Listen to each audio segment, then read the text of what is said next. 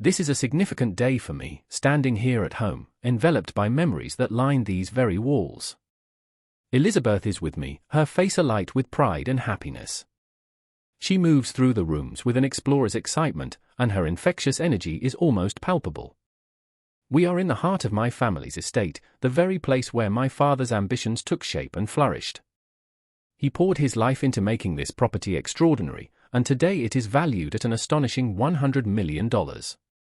It stands as his monument, a legacy he entrusted to me upon his passing. Now, with my father gone, my wife, Elizabeth, has her eyes on a portion of my family's inheritance. She argues that what has always been solely mine should now be shared between us. However, I am not so naive. I possess the legal documents, the proof that clearly designates me, Tom, as the sole, rightful owner. At 42, I've built a career in the digital world, working for an online bank. This path was not merely a professional choice, it was forged by the principles of financial management my parents instilled in me. They taught me the profound importance of fiscal responsibility, lessons that remain my guidepost. Growing up amidst wealth, my parents ensured I learned to respect money, not to see it as an entitlement. Despite our affluence, my upbringing was far from spoiled. My allowance was modest, no different from my peers, and lavish dinners were a rarity. I attended a standard public school, not an exclusive private academy. Yet, whispers of our family's immense fortune still circulated. People assumed my existence was a whirlwind of luxury and amusement simply because of our grand home.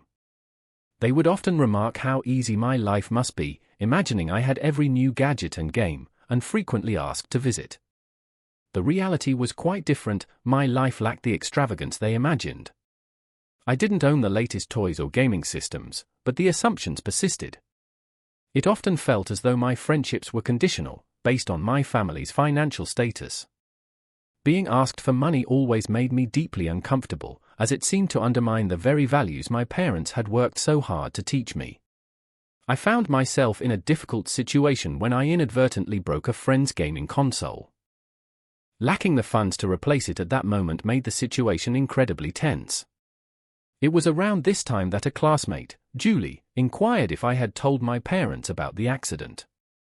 I was too afraid of their disappointment to confess. She then admitted her own financial troubles, and refusing her request for a loan was agonizing, especially given the potential for awkwardness at school. But my parents' rule against lending money was absolute, so I had to apologize and explain I couldn't assist her. After my refusal, Julie was devastated, and soon, rumors began to spread. I was accused of being selfish, of refusing to help a friend despite my family's resources. My attempts to explain my own lack of personal funds fell on deaf ears. Then, another classmate, Maria, delivered a stinging blow, suggesting I valued money more than our friendship. The situation escalated when Maria and Julie fabricated a story that I owed them money and was refusing to pay for the broken console. The school administration eventually uncovered the truth and reprimanded them, but the damage was done. The rumors intensified and reached my parents. My father decided to intervene, arranging a meeting with their families. Although they offered apologies, I chose to distance myself from them afterward, enduring their glares and whispers. That evening, during dinner, my father shared a piece of wisdom that has guided me ever since. He emphasized the importance of standing by one's principles, particularly concerning finances. He told me with a reassuring smile that it was perfectly acceptable to say no and that I never had to disclose my financial situation. This lesson in handling monetary matters with both grace and firmness became a cornerstone of my character as I matured. I grew more discerning about my friendships, prioritizing character over wealth. After university, I maintained a strict separation between my professional and personal lives to avoid financial entanglements. I met Elizabeth through a mutual acquaintance when I was 35. Despite the slight age difference, her authentic personality captivated me. Our casual date soon blossomed into a serious relationship, and 2 years later, we had a lovely wedding that brought my parents immense joy. About a month into our marriage, my father suggested Elizabeth visit our home. Although I trusted her, I harbored some concern that her talkative nature might lead her to inadvertently share private family details. Nevertheless, after a month as husband and wife, I felt it was time she understood my family's world, so I invited her to my parents' house. The sight of my family's home left Elizabeth utterly astounded. Her surprise made it clear she had never grasped the extent of my family's wealth.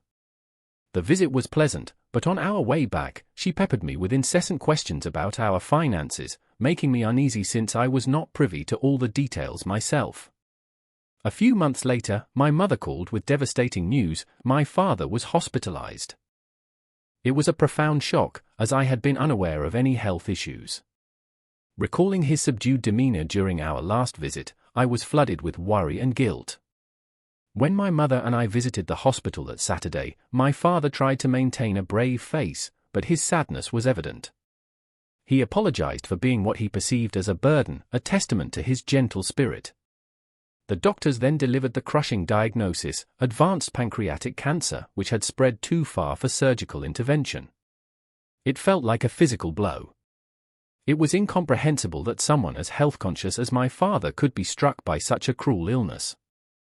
Throughout his final months, my father remained resolute, his only wish being for our happiness, a desire that moved us all to tears.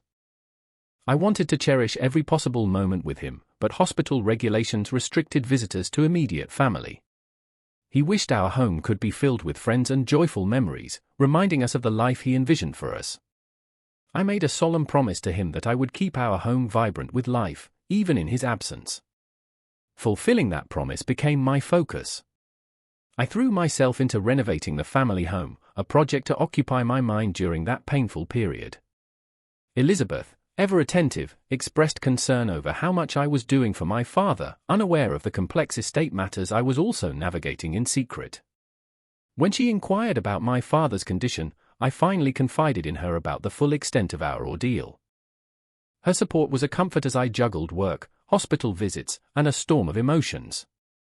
However, a tension began to grow between us when she started probing into my father's assets and the family estate. She even proposed seeking legal counsel in case something were to happen to my mother as well. It was a painful suggestion. My father had a trusted lawyer, and Elizabeth's insistence on financial caution began to create a rift in our marriage. A few months later, my father passed away after a courageous fight. The subsequent family discussions about the inheritance resulted in my receiving a large home valued at $50 million. Elizabeth's fascination with the inheritance intensified, and despite my efforts to keep her at arm's length from these matters, her excitement about moving into the mansion was unnerving. She constantly asked about financial details, catching me off guard. I later discovered she had spoken with my cousin at the funeral, who had carelessly remarked that the house would be a waste if left unoccupied, further fueling her ambitions. Despite my clear explanations that the inheritance was my own and not a shared asset, she seemed unable to accept it. Our relationship grew increasingly strained. At my father's funeral and during the subsequent memorial services, Elizabeth was present but offered no help with the arrangements or the legal proceedings that followed.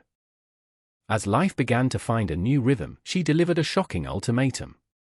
She claimed she had legally transferred the ownership of my family home into her name and had documents to prove it. I was stunned and deeply wounded. Her actions were not just a breach of trust but a profound display of disrespect for our relationship and the boundaries I had established. When Elizabeth revealed she had altered the ownership of our home without my knowledge, I was devastated. She declared she was weary of our marriage and proposed we continue living in the house as roommates, with her providing minimal financial support. She threatened divorce if I refused, a heavy burden to bear on top of my grief. I pleaded with her to reconsider, to explain why she would make such a monumental decision unilaterally. She coolly stated that she had consulted a lawyer who had facilitated the ownership change without my consent.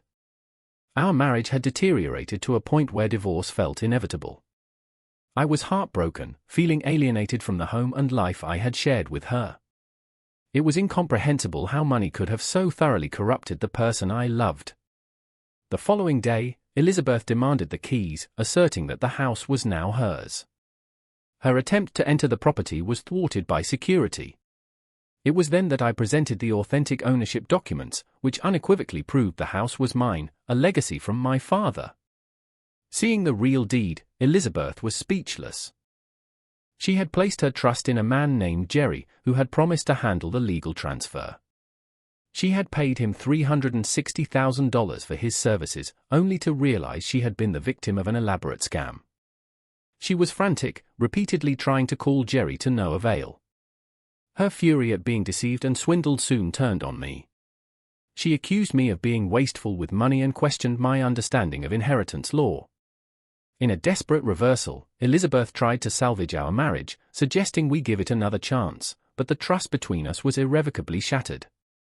I asked the security guard to escort her from the property, closing a deeply painful chapter of my life. In the months that followed, I had ample time for reflection.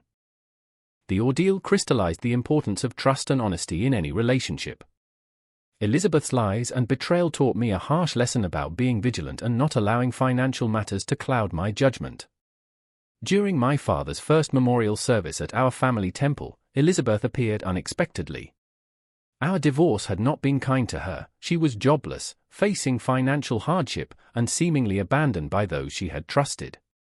She stood there looking lost and sorrowful, a stark contrast to the solemnity of the occasion. As she tearfully attempted an apology, she unintentionally created a disturbance among my relatives. Despite her visible distress, I had to ask her to leave, and security gently intervened. It was a difficult moment, but it reinforced my resolve to move forward. I decided it was time to leave my parents' home, a move I had been contemplating. I found a new residence, severing my final ties with Elizabeth for good. Meanwhile, she continued to visit the family property, which my mother and I had decided to convert into a rental villa. Together, my mother and I managed the new business, transforming the estate into a joyful destination for countless visitors. In time, it seemed Elizabeth was trying to make positive changes in her own life, securing a new job and focusing on a fresh start. Turning our family home into a rental villa not only honored my father's memory but also created a welcoming haven for guests. Known for its breathtaking views and magnificent garden, the villa quickly gained popularity, hosting everything from intimate weddings to large family reunions. Working on this project with my mother deepened our bond and brought us immense happiness. As the villa's success grew, we expanded its offerings, adding a swimming pool, a comfortable outdoor lounge, and a play area for children. Our commitment to providing an exceptional experience for our guests paid off, establishing the villa as a premier destination for those seeking tranquility and unforgettable moments. This venture was never just about profit, it was about bringing my father's dream to fruition and creating a space for others to forge their own precious memories. Tending to the villa's garden filled me with a profound sense of peace. Seeing our family home transformed into a hub of joy and connection made me incredibly proud. I could almost feel my father looking down, smiling at what we had built. This new path not only fulfilled his vision but also granted us financial independence and a sense of liberation. Along the way, I learned invaluable lessons about trust, wealth, and the inner strength required to carve out one's own path, free from the shadows of the past. Through this journey of self-discovery, I found that adversity can indeed forge greater strength and determination. I occasionally heard updates about Elizabeth from friends. It seemed she was genuinely turning her life around, finding meaningful work and learning from her past errors. News of her progress brought me a sense of closure, a quiet acknowledgement that we were both moving on and growing. My father's dream became a catalyst for growth, not just for my mother and me, but for every person who stepped foot in the villa. It became a sanctuary of celebration, a place where lasting memories were made. The success of the villa stands as a testament to my father's foresight, a constant reminder of the enduring values of resilience and hard work.